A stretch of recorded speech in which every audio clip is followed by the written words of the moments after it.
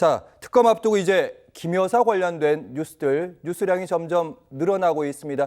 윤석열 정부 당시 민정수석과 김건희 여사가 비화폰 통해서 통화를 직접 한 것이 드러났는데 시점은 이제 작년에 7월 2일입니다. 이때가 이제 도이치모터스 주가 조작 혐의로 재판이 진행되고 있었던 그런 상황인데 7월 3일에 윤석열 대통령과 김주현 민정수석이 일반 전화기로 스마트폰으로 전화를 합니다. 한 10분 정도 통화를 해요. 그 다음에 김건희 여사가 김주현 민정수석에게 전화를 걸었습니다. 그런데 이번엔 전화를 비밀전화, 안보전화, 비화폰으로 합니다. 대통령은 일반 폰으로 하는데 여사는 비화폰으로 했다. 이상한 대목입니다. 그리고 통화 시간도 30분이 넘게 나옵니다. 그리고 4일, 그 다음날 봤더니 다시 윤석열 전 대통령이 김주현 당시 민정수석에게 30분간 통화를 하게 됩니다. 비화폰으로 김 여사가 통화를 했고 거기에다가 30분간 통화를 했고 그 다음 시점이 미묘한 게 보름 후에 이제 검찰이 김 여사에 대한 출장 조사 많이들 기억하실 겁니다. 그 비판이 일었던 김경윤 전 대변인 어떻게 보고 계시는지요? 우선적으로 국민 눈높이에 봤을 때 좀 이해하기 힘든 면이 있습니다. 대통령이 민정수석한테 전화하는 거야 뭐 당연히 할 수 있는 거 아닙니까?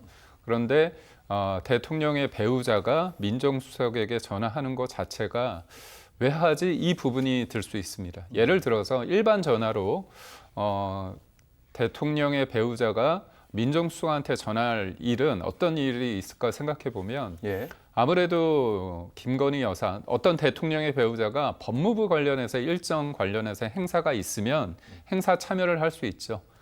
정상적인 어떤 루트라고 한다면 제2부속실, 실장을 통해서 여러 가지 일정에 대해서 얘기를 들을 거고요. 법무부 측에 있는 관계자가 와서 일정에 대해서 설명을 할 겁니다. 근데 그럼에도 불구하고 뭐 급하게 뭔가 확인할 수 있는 상황이 있다면 법무부 행사 관련해서 민정수석한테 전화는 할 수 있다 봅니다. 다만 여기에서 좀 문제가 되는 것들은 비화폰으로 했다는 거 아닙니까? 그래서 대통령의 배우자가 비화폰으로 필요하느냐의 부분에 대해서 논란이 있는데 필요합니다. 왜냐하면 대통령의 배우자는 여러 일정을 소화하는데 그 비화폰이 아니라 일반 전화를 했을 때 도감청이 될 수 있잖아요. 그렇다면 그게 국가의 어떤 중요한 부분에 대해서 그게 도청이나 도감이 됐을 때 문제가 될 수 있어서 비화폰은 쓸 수 있게끔 하는 게 저는 국익을 위해서 맞다고 봅니다. 다만 이게 민정수석이라면 사정기관을 총괄하는 쪽 아닙니까? 그 민정수석에게 전화를 비화폰으로 했다고 한다면 그 목적이 뭔지에 대해서 충분하게 김건희 여사 쪽에서 입장을 내야 되지 않을까 싶고요. 또 하나는 이게 굉장히 구체적인 날짜와 그다음에 통화 내용과 통화 대상이 나옵니다. 근데 비화폰은 통화 내용은 기록에 없는 거거든요. 그렇죠. 다만 이제 시간이 있기 때문에 이렇게 구체적인 게 어떤 검찰이나 어떤 수사기관의 정식 발표가 아니라 일부 언론을 통해서 이렇게 구체적인 게 나왔다는 거 봤을 때 일종의 이게 기자의 어떤 취재 그런 능력일 수도 있지만 모든 것들은 일종의 의도가 있습니다. 이런 구체적이고 아주 민감한 내용이 지금 이렇게 나왔다는 것 자체가 좀 오해 소지도 있지 않을까 그런 생각을. 검찰발 소스에서 나온 것 같고 여기에는 뭔가 의도가 담긴 게 아니냐 이런 말씀을 제가 들렸는데 그리고 앞선 통화가 7월에 있었습니다. 작년 7월에 있었고 석 달 뒤에 다시 한번 이제 김주현 전 민정수석이 통화를 합니다. 역시 이번에도 비화폰이 사용되게 됩니다. 2024년 10월 10일 심우정 검찰총장이 당시 김주현 전 민정수석에게 전화를 합니다. 한 10여 분간. 그리고 그 다음 날에는 역으로 김주현 수석이 심우정 총장에게 전화를 하게 됩니다. 이번에 이제 검찰총장이 비화폰으로 통화했다. 여사는 그렇다 치고요. 그 부분 좀 이상하고.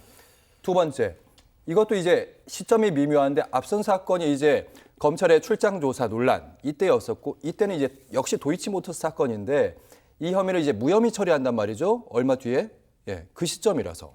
그러니까요. 그러니까. 이게 방금 이제 김 대변인이 그 여사가 비화폰 쓸 때 있다. 그러니까 행사라든지 도청이 방어를 하기 위해서 할 수 있다. 그것까지 인정하겠는데 지난 정권을 봤을 때 V1, V2 대통령, 영부인 이거를 거꾸로 했어요. 대통령이 실질적으로 김건희였다라는 것이죠. 이 얘기가 파다했습니다. 정치를 누가 하고 있냐? 김건희가 하고 있다. 이런 이야기가 많았어요. 그러다 보니까 지금 김건희 여사에게 비화폰을 주고 비화폰을 통해서 실질적으로 정치를 한 거 아니냐라는 이야기가 굉장히 많았습니다. 그러니까 아무리 생각해도 어떤 연유로 인해서 김건희 여사가 비화폰을 가지고 있게 되었는지 그것도 그리고 뭐 대통령 일반 폰으로 전화하는데 김주현 민정수석에게도 비화폰으로 다 합쳐서 30여 분 동안 아주 자세하게 30여 분 동안 안부 묻지는 않았을 거 아닙니까? 여러 가지 도이치모터스 사건이라든지 이후에 이 일들에 대해서 이야기했을 거 아닙니까? 그럼 이것이 나중에 심우정 검찰총장도 비화폰이 있다. 이거는 이제 검찰 쪽에서는 처음 듣는 이야기다라고까지 이야기를 하고 있습니다. 지금 상황에서. 그럼 심우정 검찰총장은 김주현 민정수석에게 비화폰을 가지고 이야기한다. 모든 부분이 김건희 여사와 관련돼 있고 김건희 여사의 도이치모터스 주가 조작 사건이라든지 아니면 명태균 사건이라든지 이런 부분에 있어서의 긴밀한 소통이 있을 때는 꼭 등장하는 인물이 김건희 여사라는 것이죠. 그렇기 때문에 많은 국민들이 김건희 여사에 대해서 물음표를 찍고 있는 것이고 과연 국정을 운영하는 데 있어서 대통령이 한 것이 아니라 여사가 등장하는 이 부분에 대해서 납득이 되지 않는다라고 이야기하는 사람들이 많습니다. 그런데 실제로 전체적으로 보면은 이해가 될 만해요. 대통령은 술 먹고 정치 안 하고 혼자서 정치한 사람이 김건희 여사라는 것이죠.